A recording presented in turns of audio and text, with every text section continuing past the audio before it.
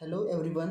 सो thermochemistry में हम लोग कुछ सिंपल क्वेश्चन करते हैं सो दैट कि कुछ आइडिया मिले कि कैसे क्वेश्चन सॉल्व करने हैं। Standard enthalpy of vaporisation naught means standard enthalpy of vaporisation of benzene is 30.8 kilo joule पर mole at its boiling point. What amount of heat is required to evaporate 200 gram of benzene at same temperature? So vaporization of benzene given है। vaporization क्या होता है? Liquid से gas जाना। तो पहले उस इक्वेशन को लिख लेते हैं। बेंजीन का फार्मूला क्या होता है? C6H6। So we can write C6H6 liquid, benzene liquid को हम वेपराइज कर रहे हैं बेंजीन गैस में, मीन C6H6 वेपर या गैस। और इस प्रोसेस की जो एंथैल्पी है दैट इज 30.8 किलो जूल पर मोल। किलो जूल पर मोल मीन्स जब एक मोल बेंजीन लिक्विड अपने वेपर में कन्वर्ट होता है तो इतनी एनर्जी हमको रिक्वायर्ड होती है। पॉजिटिव साइन है क्योंकि लिक्विड से गैस जा रहे हो तो एनर्जी देनी पड़ेगी लिक्विड के बीच में इंटरमॉलिक्यूलर फोर्स को ब्रेक करने के लिए। तो क्वेश्चन इज 200 ग्राम बेंजीन को अगर हम सेम टेम्परेचर पे इवेपोरेट करें तो कितनी एनर्जी एब्जॉर्ब होगी। ये प्लस साइन है। सो पहले देखो कि एक मोल बेंजीन का मास कितना है। इसका अगर हम लोग मास निकालें एक मोल बेंजीन का तो कार्बन का 12 होता है। 12 इंटू 6 कितना हो गया? 72 प्लस हाइड्रोजन का 1 6 78 ग्राम पर मोल, ये इसका मोलर मास होता है। तो हम कैसे लिखेंगे? 78 ग्राम C6H6 लिक्विड के लिए हमको चाहिए 30.8 किलो जूल पर मोल हीट, किलो जूल हीट। इसलिए 200 ग्राम बेंजीन के लिए कितनी चाहिए होगी? 30.8 divide by 78 into 200 kilo joule.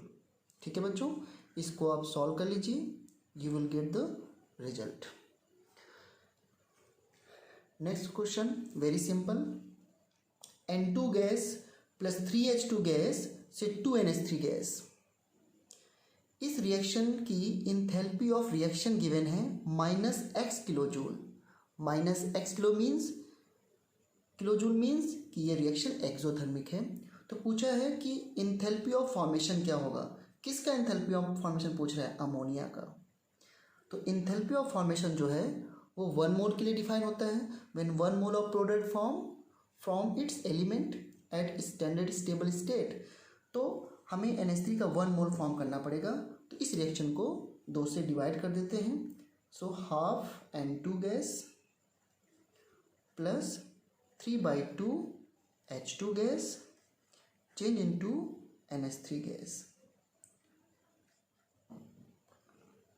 सो इसको 2 से डिवाइड कर दिया तो इसकी एंथैल्पी ऑफ रिएक्शन भी क्या हो जाएगी? एंथैल्पी ऑफ रिएक्शन न्यू क्या हो जाएगी? Divide by 2। कितना आ गया? -x/2 kilo joule.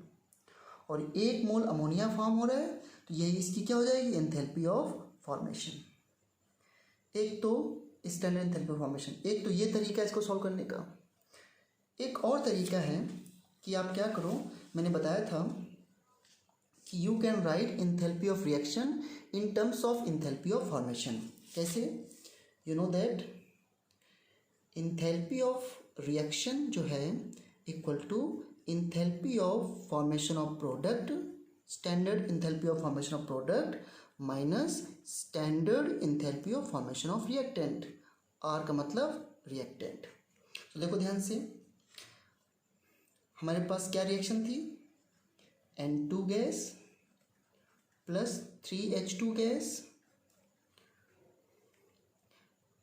Change into 2NH3 gas, isn't it? तो इसको मैं लिख सकता हूँ enthalpy of reaction equal to 2 into enthalpy of formation of ammonia minus enthalpy of formation of N2 gas, product minus reactant, plus 3 into formation of H2 gas. Okay, now 2 into enthalpy of formation of ammonia. Enthalpy of reaction कितना given है? -x kilo joule. इसको मैंने -x put कर दिया. Minus बच्चों N2 gas. N2 gas क्या है? Standard state में है. तो जब कोई एलिमेंट स्टैंडर्ड स्टेट में होता है तो उसकी एंथैल्पी ऑफ फॉर्मेशन 0 लेते हैं. तो इसको क्या लेना पड़ेगा? 0. H2 गैस स्टैंडर्ड स्टेट में है तो उसकी एंथैल्पी ऑफ फॉर्मेशन भी क्या हो जाएगी? 0. 3 इंटू 0. ओके, तो ये पूरा 0 हो गया. तो क्या आ गया आपका? -x equal to 2 into enthalpy of formation of ammonia. Okay, so क्या आ गया?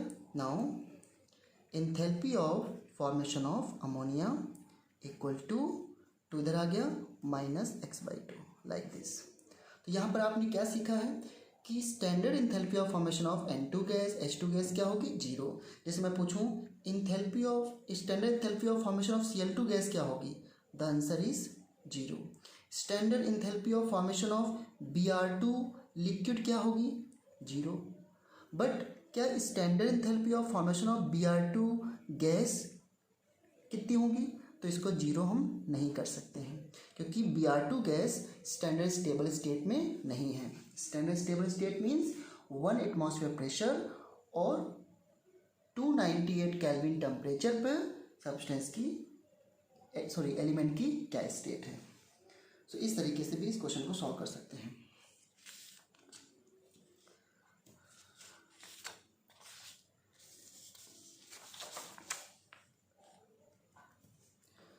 Question 3rd, CH4 plus 2O2 gas change to CO2 plus 2H2. ये reaction enthalpy of combustion of methane को रिप्रेजेंट कर रही है. यस, गिवन है enthalpy of formation of methane is this, enthalpy of formation of CO2 is this and enthalpy of formation of H2 is this. तो पूछा है what is enthalpy change of this reaction. तो इस reaction की complete enthalpy change पूछ रहा है. तो enthalpy change of this reaction means enthalpy of reaction पूछ रहा है और इंथैल्पी ऑफ फॉर्मेशन गिवन है सभी एलिमेंट्स का. तो बस इंथैल्पी ऑफ रिएक्शन हम लोग लिख लेंगे. Enthalpy of reaction equal to enthalpy of formation of CO2 plus 2 into enthalpy of formation of water liquid. ये हो गया product minus reactant. Enthalpy of formation of CH4 plus enthalpy of formation of O2. मैं bracket लगा रहा हूँ, आप चाहे तो माइनस से मल्टीप्लाई कर सकते हैं. कितने O2 है? 2. तो यहाँ पर 2 से मल्टीप्लाई कर दिया. बट O2 जो है एलिमेंट है, एलिमेंटल स्टेट में है और स्टैंडर्ड स्टेबल स्टेट में है.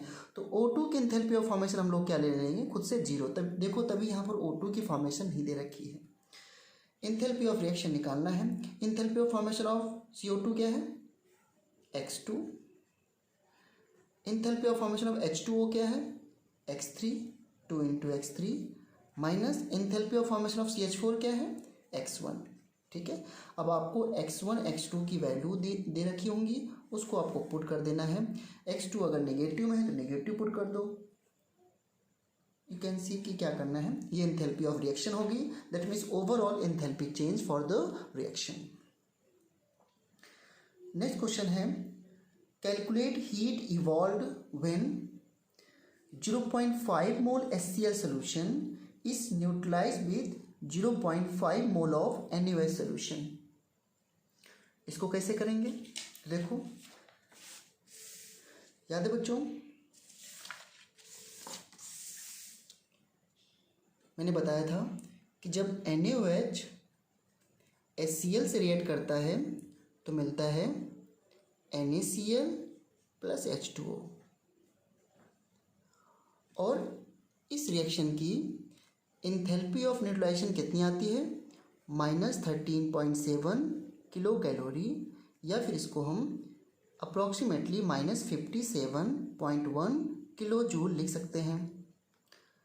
करेक्ट। अब इसमें देखो जो स्ट्रॉन्ग पार्ट है उसको कैंसिल कर सकते हो। सो यहाँ पे OH माइनस है, यहाँ पे H प्लस आयन है। डेफिनेशन हम लोगों ने ऐसे भी कहा था कि जब 1 mole of H plus ion from HCl and 1 mole of OH ion from strong base from strong acid to form water, जब 1 mole H plus ion completely neutralise होता है 1 मोल ऑफ OH आयन से, तो energy release is called enthalpy of neutralisation. तो ये data हमको हमेशा given होता है, राइट। अब मैं 1 mole H plus ion 1 mole OH ion से बोल रहा हूँ इतनी एनर्जी रिलीज होती है। अब क्वेश्चन में क्या पूछा गया है? क्वेश्चन पूछा गया है 0.5 मोल HCl और 0.5 मोल NaOH है, तो क्या होगा? तो हम क्या बोलेंगे? आंसर आ गया आई थिंक कि 1 mole H plus ion 1 mole OH ion से न्यूट्रलाइज होता है, तो this much energy, correct. So 0.5 mole से, सो जब 1 mole H plus ion completely neutralise with 1 mole of OH ion, we get 57.1 kilo joule. तो इसलिए 0.5 mole H plus ion and OH ion के neutralisation से क्या मिलेगा? we will get -0.1 into 0.5 kilo joule. ये आपका आंसर आ गया। अगर क्वेश्चन ऐसे कर दे HCl प्लस NaOH से NaCl प्लस वाटर, मैंने कह दिया कि इसका लिया गया है 100 ml 0.01 मोलर, और ये भी लिया गया है 100 ml 0.01 मोलर। अब ये दोनों न्यूट्रलाइज हो रहे हैं, तो बताओ कितना हीट रिलीज होगी? किलो कैलोरी में निकाल दो या फिर किलो जूल में, योर चॉइस, बट क्वेश्चन दिया है तो उसके अकॉर्डिंग करना पड़ेगा। तो पहले देखो कि ये कितने मोल्स दे रखे हैं। तो आपको पता है वॉल्यूम ml में और मोलैरिटी दे रखी हो तो मल्टीप्लाई करते तो क्या आता है? मिली मोल्स। तो कितने मिली मोल्स आ गए? दोनों को मल्टीप्लाई कर दो, ये हमने मोल कंसेप्ट में किया है, तो कितना आ गया है? 100/2.1 1 मिली मोल, राइट। ये कितना मिली मोल आ गया? ये भी 1 मिली मोल आ गया, मिली मोल, ठीक है। अब मिली मोल को मैं मोल में कन्वर्ट कर देता हूँ, तो 1 मिली मोल में कितने मोल हो सकते हैं? 10⁻³ मोल। तो बेसिकली कितना गिवन था आपको? 10⁻³ मोल। ये भी कितना है? 10⁻³ मोल, ठीक है। इसके न्यूट्रलाइजेशन से कितनी एनर्जी रिलीज होगी? तो 1 मोल से इतनी एनर्जी आती है, कितनी? -57.1। तो इतने मोल से कितनी आएगी? Answer is -57.1 into 10⁻³ kilo joule energy.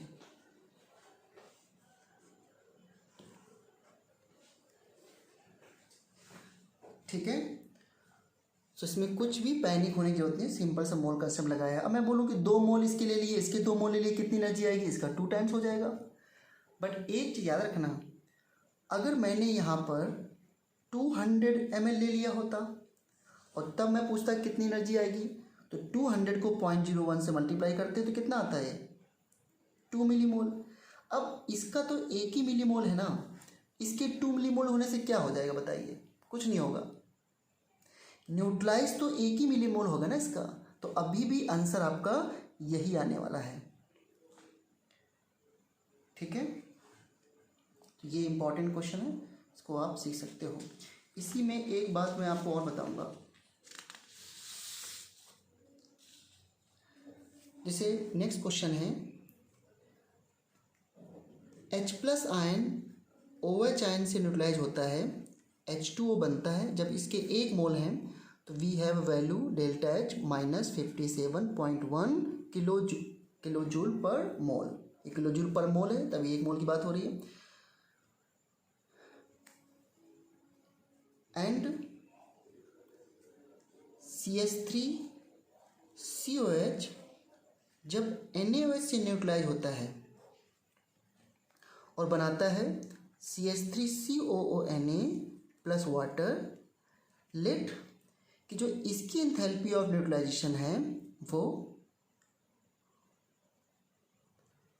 -20 kilo joule है। मैं रफ एक डेटा ले रहा हूँ। मैंने इसकी कम क्यों लिखी? क्योंकि मैंने कहा था जब वीक एसिड होता है तो वो कंप्लीट डिसोसिएशन नहीं होता। तो ये 1 मोल एसिटिक एसिड आपको 1 मोल H+ आयन नहीं देगा। तो यहाँ पे न्यूट्रलाइजेशन कंप्लीटली 1 मोल का नहीं हो रहा है, इसलिए एनर्जी रिलीज भी क्या है? कम है। तो क्वेश्चन ये है कि CH3COH CH3CO- में कन्वर्ट हो जाए H+, यानी कि एसिटिक एसिड को मैंने क्या किया? डिसोसिएट किया आयन्स में। इसे क्या बोलते हैं? Enthalpy of ionisation. मैंने कहा था बहुत सारे नाम हो सकते हैं एंथैल्पी की। तो ये एंथैल्पी ऑफ आयनाइजेशन है। इसकी एंथैल्पी क्या होगी ये हमसे पूछ रहा है। तो मैंने मान लिया कि ये डेल्टा H3 है, ये डेल्टा H2 है और ये डेल्टा H1 है। इसकी एंथैल्पी पूछ रहा है। जब भी 2 रिएक्शन की एंथैल्पी पता हो, थर्ड की निकालनी है तो क्या करना चाहिए? देखो इन दोनों से ये इक्वेशन कैसे आ सकती है, और इसमें जो स्ट्रॉन्ग पार्ट है ना उसको कैंसिल कर दो। वीक एसिड है, कंप्लीट डिसोसिएट नहीं होगा।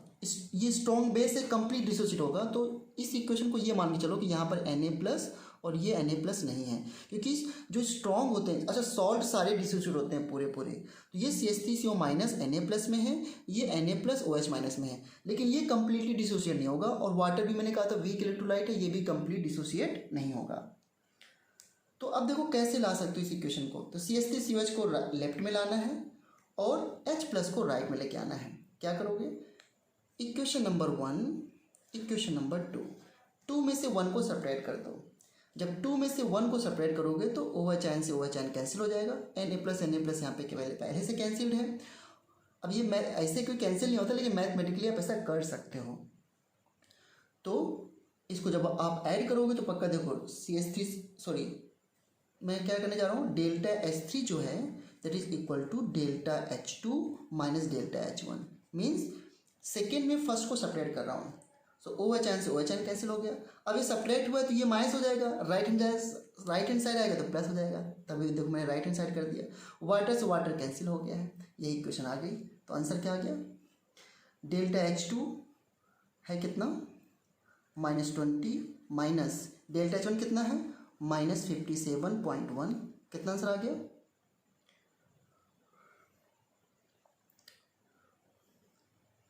+37 अप्रॉक्सीमेटली मैं लिख देता हूँ किलो जूल, बस मुझे समझाना था। अब ये प्लस कैसे आ गया?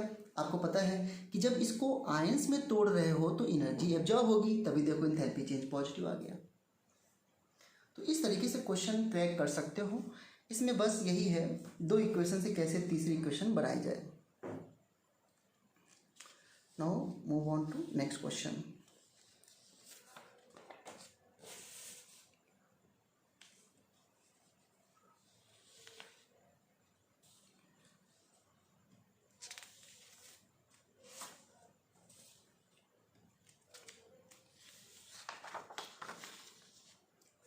नेक्स्ट क्वेश्चन है bond dissociation energy of gaseous H2Cl2 and HCl are 104, 58, 103 kilo calorie पर mole. Calculate enthalpy of formation of HCl। Very important question. HCl का फॉर्मेशन हम लोग बहुत जल्दी से लिखेंगे। HCl गैस में होता है, तो HCl गैस, और इसका फॉर्मेशन किससे करना है? एलिमेंट से। तो ये H2 से फॉर्म होगा, और किससे फॉर्म होगा? Cl2 गैस से।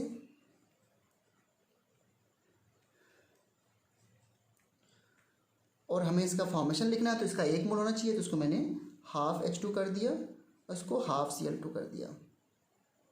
ठीक है, ठीक है। अब देखो हम लोगों को याद है कि हम लोग एंथैल्पी ऑफ रिएक्शन को बॉन्ड एनर्जी के टर्म में भी लिख सकते हैं। एंथैल्पी ऑफ फॉर्मेशन गिवन है और इसकी एंथैल्पी ऑफ रिएक्शन लिखना है। So enthalpy of reaction equal to, कैसे लिखते थे? बॉन्ड एनर्जी के टर्म में। रिएक्टेंट के बॉन्ड ब्रेक होते हैं तो एनर्जी अब्जॉर्ब होती है, और प्रोडक्ट के बॉन्ड फॉर्म होते हैं तो एनर्जी रिलीज होती है। तो कैसे लिखूंगा? यहाँ पे हाफ मोल बॉन्ड टूट रहा है, तो half bond energy of HH bond plus half bond energy of Cl bond minus यहाँ बॉन्ड फॉर्म हुआ कितना 1 mole, so bond energy of HCl bond. सभी के डेटा पुट कर दो तो इस रिएक्शन की इंथैल्पी ऑफ रिएक्शन आ जाएगा। तो हाफ इंटू HS बॉन्ड की बॉन्ड एनर्जी क्या है 104 into plus half bond energy of CCl bond 58 minus bond energy of HCl bond कितना है 103। इसको आप सॉल्व कर लो, ये हो जाएगा ओवरऑल रिएक्शन की enthalpy change, enthalpy of reaction.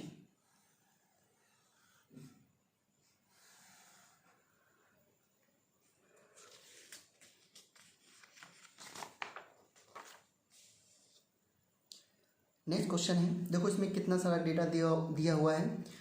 Calculate CC bond energy from the following data. Carbon graphite है ये, तो 2 कार्बन ग्रेफाइट प्लस 3H2 से C2H6, कार्बन ग्रेफाइट से कार्बन गैस, सॉलिड से गैस, और H2 गैस से 2H गैस। इसकी एंथैल्पी X1, X2, X3 है।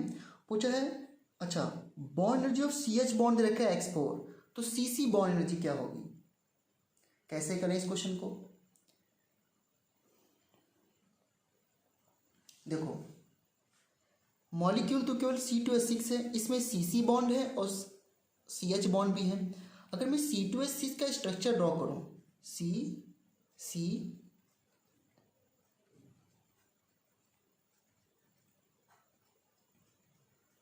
तो इस तरीके से होगा। इसमें एक CC बॉन्ड है और 6 CH बॉन्ड है, ठीक है, प्लस 6 CH बॉन्ड है। ओके, सो कैसे स्टार्ट करें इसको, तो बॉन्ड किसका तोड़ा गया बेसिकली यहां पर C2H6 का। तो देखो इस रिएक्शन को देखो ध्यान से, आप इस रिएक्शन की एंथैल्पी ऑफ रिएक्शन लिखो जो कि X1 है। देखो ये एंथैल्पी ऑफ रिएक्शन तो होती है, हर रिएक्शन की जो डेल्टा दे रखा होता है उसकी एंथैल्पी ऑफ रिएक्शन भी होती है। तो इसकी एंथैल्पी ऑफ रिएक्शन X1 है, तो मैं क्या लिखूंगा, अच्छा एंथैल्पी ऑफ रिएक्शन को मैं बॉन्ड एंथैल्पी के टर्म्स में लिखूंगा। So enthalpy of reaction equal to क्या होता है, bond energy of the reactant minus bond energy of the product. Bond energy मैंने अलग से बता रखा है आपको, तो देखो क्या होता है, बॉन्ड एनर्जी ऑफ रिएक्टेंट्स, ठीक है, minus bond energy of products, isn't it. अब देखो रिएक्टेंट में यहां पर ध्यान दो, तो कार्बन ग्रेफाइट में कैसे बॉन्ड टूटेगा, कार्बन ग्रेफाइट तो कार्बन गैस में जाएगा ना, ये तो एटमाइजेशन है, तो मैं इसे लिख सकता हूं 2 इंटू एंथैल्पी ऑफ एटमाइजेशन, और यहां पर क्या हुआ हाइड्रोजन का बॉन्ड टूट रहा है, plus 3 into bond energy of HH bond, ये हमने रिएक्टेंट लिख दिया, माइनस C2H6 में क्या हो रहा है, एक CC बॉन्ड फॉर्म हो रहा है और 6 CH बॉन्ड फॉर्म हो रहे हैं। तो देखो minus bond energy of CC bond plus bond energy of 6 into bond energy of CH bond, ऐसे कह सकता हूं मैं, ठीक है। नाउ पुट कर दो, एंथैल्पी ऑफ रिएक्शन कितना है X1 equal to enthalpy of atomization कितना है, ये देखो कार्बन ग्रेफाइट से कार्बन गैस जाने को एंथैल्पी ऑफ एटमाइजेशन भी तो कह सकते हैं, तो 2 into X2 plus bond energy of HH bond, ये गिवन है, H2 से 2H बनना बॉन्ड एनर्जी तो है, तो प्लस 3 इंटू X3, क्योंकि इसकी बॉन्ड एनर्जी X3 है, और यहाँ पे कितने H2 बॉन्ड टूट रहे हैं, 3 मोर H2 बॉन्ड टूट रहे हैं, तो 3X3 कर दिया मैंने, minus bond energy of CC bond हमें निकालना है, तो इसको मैं लिख सकता हूँ bond energy of CC bond plus CH की बॉन्ड एनर्जी कितनी है X4, तो 6 इंटू X4, अब मैंने समझाने के लिए डेटा नहीं लिखा है, केवल x1 x2 में कर दिया है. x1 x2 x3 x4 will be given, then you can find Bohr energy of CC bond. तो देखो कैलकुलेशन बहुत है बट कंसेप्ट बिल्कुल सिंपल है. नेक्स्ट क्वेश्चन है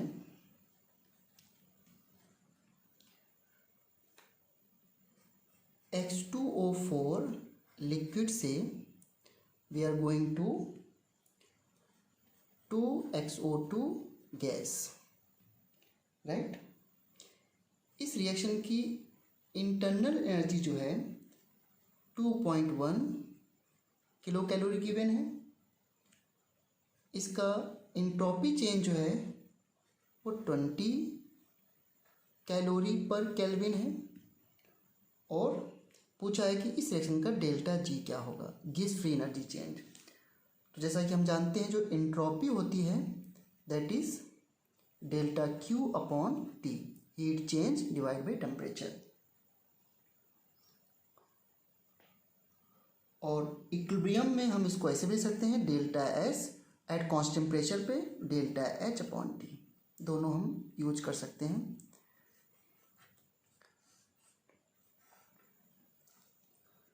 entropy measure randomness in the system. So कैसे निकालें डेल्टा जी को. सो डेल्टा जी क्या होता है, delta G equal to delta H minus T delta S. अब हमें डेल्टा एच नहीं गिवन है, डेल्टा एस गिवन है और टेम्परेचर पे गिवन है 300 केल्विन. ये रिएक्शन जो है वो 300 केल्विन टेम्परेचर पे हो रही है. तो टी भी पता है बट हमको डेल्टा एच और चाहिए. तो डेल्टा एच निकालने के लिए अच्छा ये भी ध्यान देना कि यहाँ पे किलो कैलोरी है और ये कैलोरी है, तो आप इसको कैलोरी में कन्वर्ट कर लेना. तो किलो कैलोरी से कैलोरी में कन्वर्ट करने के लिए 2.1 इंटू 10³ हो जाएगा. Very simple. तो पहले हम क्या करेंगे, डेल्टा एच निकालेंगे. और डेल्टा एच क्या होता है, delta U plus delta N G R T. Delta U कितना है 2.1 into 10³ 3 plus delta N G कितना होगा, number of moles of gaseous product minus number of moles of gaseous reactant. Gaseous product कितने हैं 2 और गैसियस रिएक्टेंट कितने हैं 0. तो डेल्टा एन जी कितना आ गया 2 माइनस 0, राइट. तो 2 इंटू आर. अब देखो कैलोरी में है तो आर की वैल्यू क्या लोगे 2. टेम्परेचर कितना है 300 केल्विन. यहाँ से आप डेल्टा एच को सॉल्व कर लेंगे और फिर इस डेल्टा एच को इस इक्वेशन में पुट कर देंगे. Delta G delta H minus T delta S. ठीक है, इंट्रोपी गिवन है, टेम्परेचर गिवन है, डेल्टा एच आ गया. You can find delta G, gas free energy of the reaction. Understood.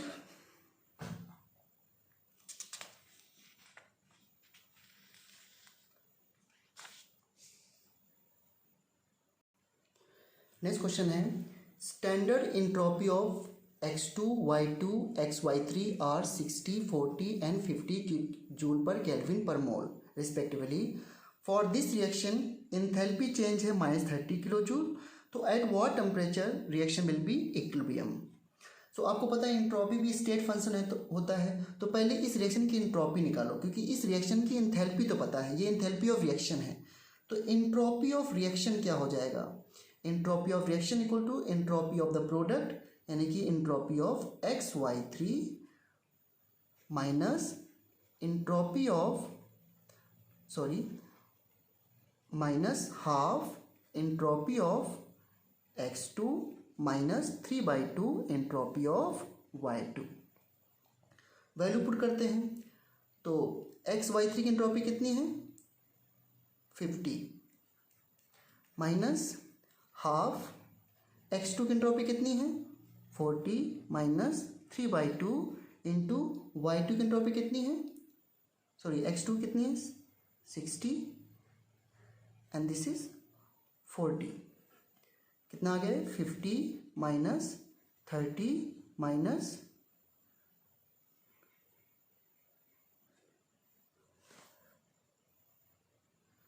This is equal to -40 kilo joule. Entropies का -40 kilo joule आ गया आपका. Sorry entropy joule kelvin में, तो ये किलो जूल नहीं, जूल में आएगा सिर्फ ना, joule per kelvin per mole. At what temperature reaction will be equilibrium? We know that delta G equal to delta H minus T delta S. At equilibrium delta G क्या होता है? 0. तो equilibrium पे क्या हो जाएगा? 0. तो इसको इक्वल टू 0 पुट कर देंगे तो टेम्परेचर क्या आ जाएगा? Temperature will be delta H upon delta S. Delta H कितना है?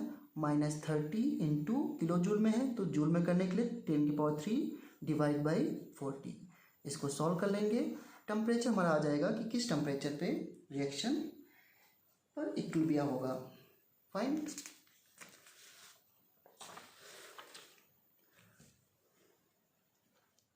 देखो जैसे मैं आपसे पूछूं कि enthalpy of combustion of H2 given है, that is x1. Enthalpy of combustion of carbon given है x2. Enthalpy of combustion of CH4 given है x3. और पूछा है enthalpy of formation of CH4 क्या होगा. How to solve this question. तो पहले जो गिवन है उसकी इक्वेशन बना लो. Enthalpy of combustion of H2 कैसे लिखोगे? H2 का 1 मोल रखना है, half O2 and you get H2O liquid. Enthalpy of combustion of carbon लिखना है, सो कार्बन प्लस O2 से CO2 gas. And enthalpy of combustion of methane लिखना है, तो CH4 प्लस 2O2 से CO2 plus 2H2O liquid. And ये gas में है, CH4 भी गैस में है, ये कार्बन ग्रेफाइट है. Enthalpy of formation of CH4 चाहिए, जिसके लिए हम इंटरेस्टेड हैं, उसकी इक्वेशन भी हम लोग लिख लेते हैं. तो CH4 का फॉर्मेशन कैसे होता है? Carbon plus 2H2 change into CH4 gas. ये गैस है और ये कार्बन ग्रेफाइट है. ये फॉर्मेशन हो गया. इसकी एंथैल्पी आपको निकालना है. ये एंथैल्पी ऑफ रिएक्शन भी हो सकती है और ये CH4 का फॉर्मेशन भी है एंथैल्पी का. कैसे निकालें? तो देखो इन तीनों इक्वेशन से ये इक्वेशन कैसे आ सकती है. देखो H2 लेफ्ट में लेके आना है 2 मोल, मीन्स इस इक्वेशन को 2 से मल्टीप्लाई करना पड़ेगा. तो इसकी एंथैल्पी भी 2 से मल्टीप्लाई हो जाएगी, जो कि कितनी थी? x1. कार्बन ग्रेफाइट में कुछ करना है? कुछ नहीं करना है, 1 ही मोल चाहिए. 1 मोल है, वो भी लेफ्ट में, ये भी लेफ्ट में है. CH4 लेफ्ट में, हमको राइट में चाहिए. कितना मोल चाहिए? 1 मोल. 1 मोल है लेकिन राइट में चाहिए, तो इस इक्वेशन को सब्ट्रैक्ट करना पड़ेगा. तो देखो पहली इक्वेशन को 2 से मल्टीप्लाई करो, दूसरे में ऐड कर दो, और फिर इन दोनों को ऐड करने के बाद तीसरे को उसमें सब्ट्रैक्ट कर दो. तो एंथैल्पी क्या है?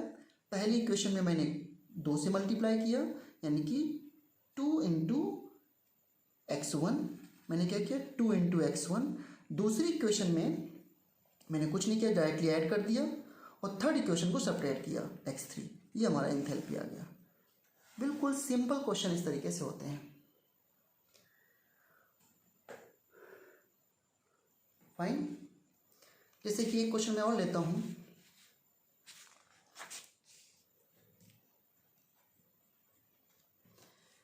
Enthalpy of combustion of H2 gas equal to x1. Enthalpy of combustion of carbon graphite equal to x2. And enthalpy of combustion of methyl alcohol is x3. पूछा है enthalpy of formation of CH3OH क्या होगा. That is the question. ठीक है, तो क्या करोगे? Enthalpy of combustion of H2 लिखेंगे फिर से.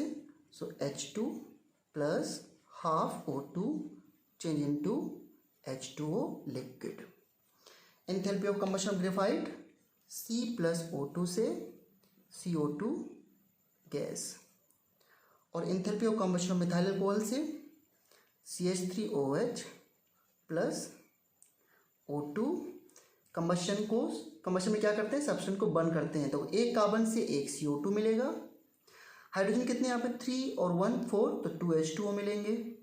अब ऑक्सीजन बैलेंस करते हैं. इधर कितने? 2, और यहाँ पे कितने हैं? 2. तो 2 2 4 हो गया. यहाँ पे भी कितना है? 1 ऑक्सीजन है और 3 हो गया. क्या करें?